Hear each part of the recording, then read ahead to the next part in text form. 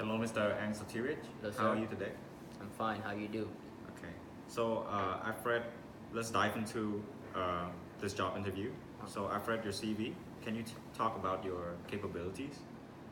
Well, as stated in my CV, my capabilities is the most important capabilities that I like to value most for myself is being able to think creatively. I'm sure that you can find a lot of people who can think creatively, but when it comes to thinking creatively in a way that appeals to Cambodian demographic, I think that is the job like only few people can do, especially translating something from English to Khmer. Anyone can translate that. You have Google Translates as a tool to translate that. But here's the kicker.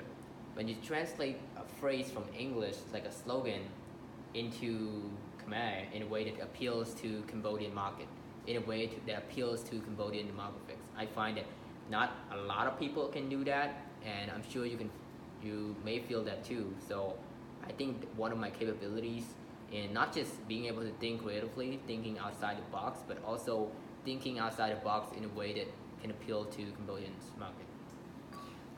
So what kind of department are you looking for in this company? So I'm applying for marketing department. The positions that I'm currently looking for is the marketing manager, mostly because I've been working.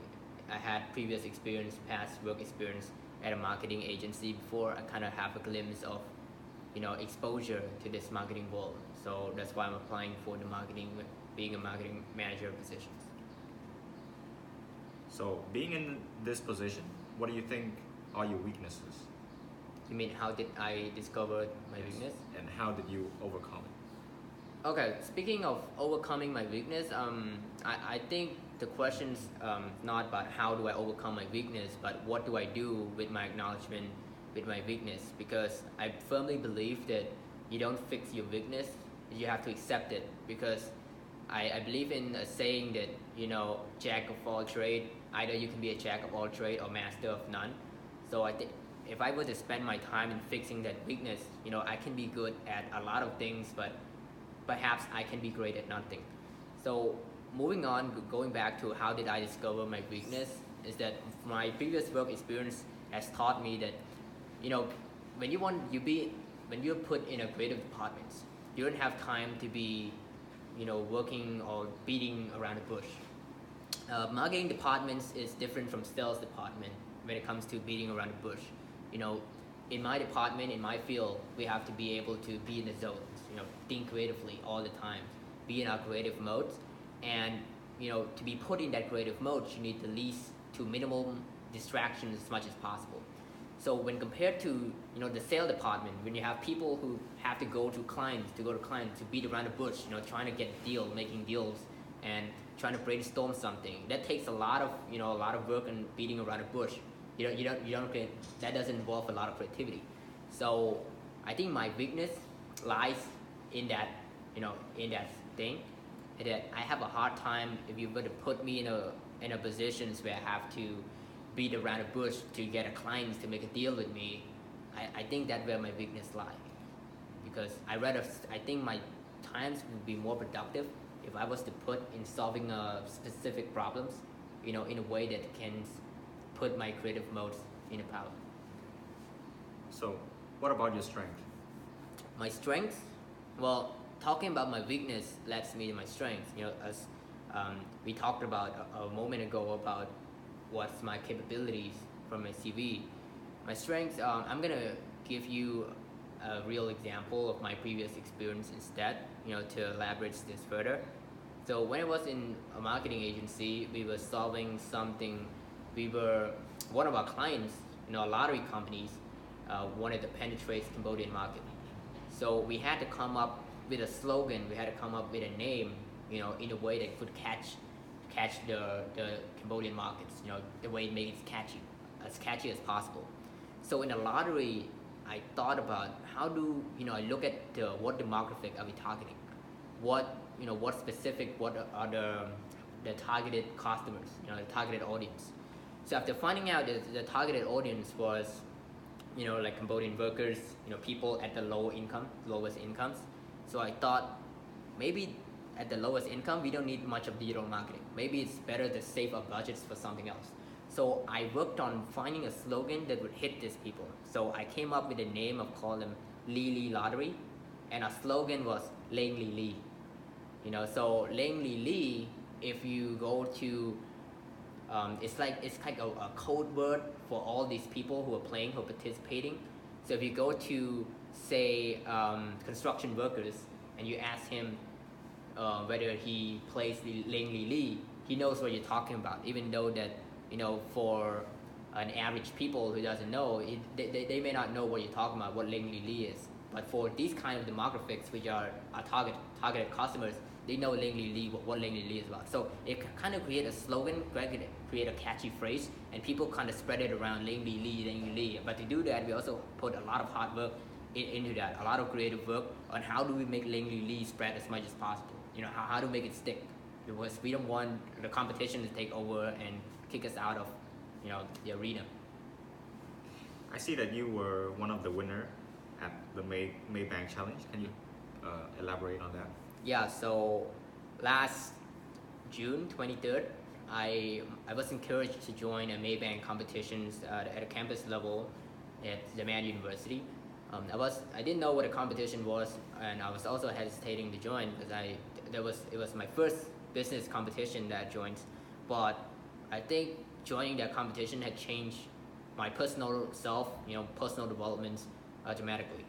What the competition focuses on was how much can you work, how much can you thrive under pressure. So when I was in that competitions, we were put in a series of, how do I say this, a storyline, where we had to adapt to a certain scenarios. How do we deal with certain scenarios? For example, when your business goes bankruptcy, how do you deal with that? So doing that, kind of put me in a positions where, as a leader, how do I delegate my team effectively? How do I put on a role, based on my team strengths? How do I identify what my teammates' weaknesses and strength lies?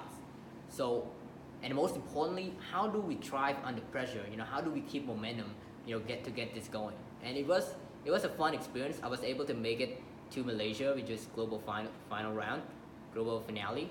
But sadly, I couldn't be able to make it to, to the top 3 of the global rounds. But the competition has taught me a lot about, it's given me a real exposure to the real world of entrepreneurship. Can you talk about your previous company and why did you choose to leave your company? My previous company, I worked at a marketing agency. It was very fun doing that. The culture was amazing. People were amazing. Even though I left, we still keep in touch with my CEO and my co-workers there. The reason that I left, not because that I didn't enjoy my work, but I feel like there's room for growth.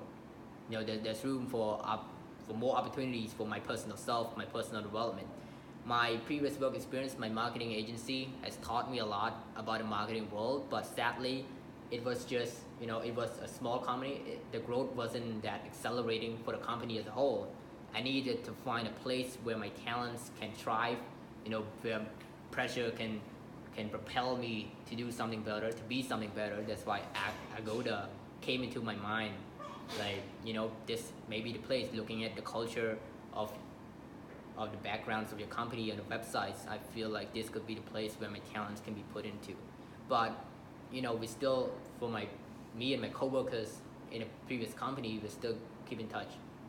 Each one of us is still, right. So how do you see yourself in 5 years? That's a tough question, actually. I haven't prepared to answer that, but let's see. So, how do I see myself in 5 years? Is that in 5 years' time, I see myself going up the chain of Agoda's positions. Agoda's positions in 5 years' time. Perhaps in the marketing manager, I could strive to be more of a senior management position in a way that I could contribute to Agoda's in a more valuable contributing way. Do you have any question for me? Yeah, my question is, what does a typical workday look like? What does a typical workday look like in working at Agoda? Well, my company, so we have many environment for work. So we'll change the environment every day to encourage, to basically enhance your creativity Right.